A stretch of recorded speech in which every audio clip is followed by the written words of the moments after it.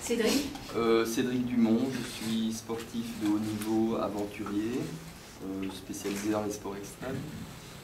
Parallèlement à ça, je suis psychologue du sport et de la performance et je fais essentiellement de la préparation mentale pour sportifs de haut niveau et du coaching en entreprise aussi, ce qui est assez similaire. Alors, je trouvais que Paul Servat, c'était très intéressant. Il avait une vision assez fraîche, assez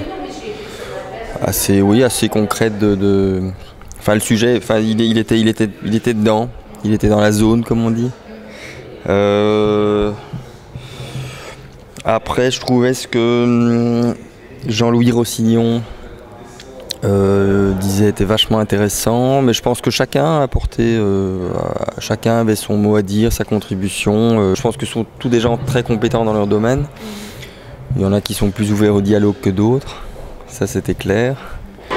Comment s'est déroulée cette table ronde? Rondement, non, c'était intéressant. Je pense que la question était tellement vaste. Et on n'a pas de réponse de toute façon, c'est ce qui est le cas de beaucoup de débats. Mais la question était tellement vaste il aurait fallu une centaine de tables rondes pour essayer d'approfondir un peu, mais il y a eu des réflexions vraiment intéressantes. Chez nous, jusqu'à la révolution culturelle des années 70, après mai 68 je vais dire, l'homme a commencé à laisser parler sa part de féminité. Je parle pas de part de féminité, moi c'est la sensibilité. Le fait de dire je t'aime à ton ami, à ta femme ou à tes enfants, c'est de la sensibilité, c'est pas de la féminité, tu vois. Ou les femmes qui font du base jump comme le garçon.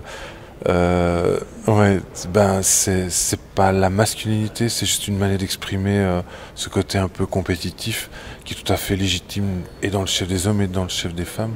Je pense qu'encore une fois c'est un cliché, c'est pas ce qu'il y a aussi chez les femmes, c'est ce don d'empathie, ce don de se mettre à la place de l'autre, essayer de comprendre, de réfléchir un petit peu à ce qui se passe dans la tête. C'est un truc qui demande qu'à être développé chez les hommes aussi. Je pense que c'est plus culturel, il y a probablement une petite raison hormonale et physique et physiologique, mais je pense que c'est essentiellement culturel. Je pense que la plupart d'entre nous étaient assez d'accord.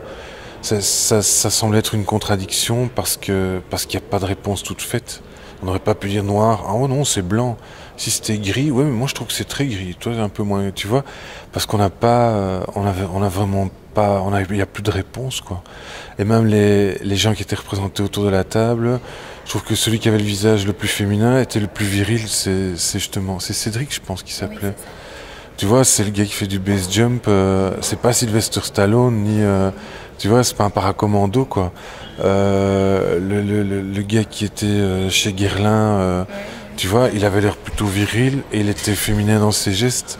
Donc encore une fois, c'est la preuve vivante de ce que je dis, qu'il n'y a pas de réponse noire ou blanche et fondamentalement, l'homme n'a pas changé. Il s'est adapté au mode actuel, mais sur le fond, sur 80% du fond, il a pas beaucoup changé. La femme non plus d'ailleurs, heureusement.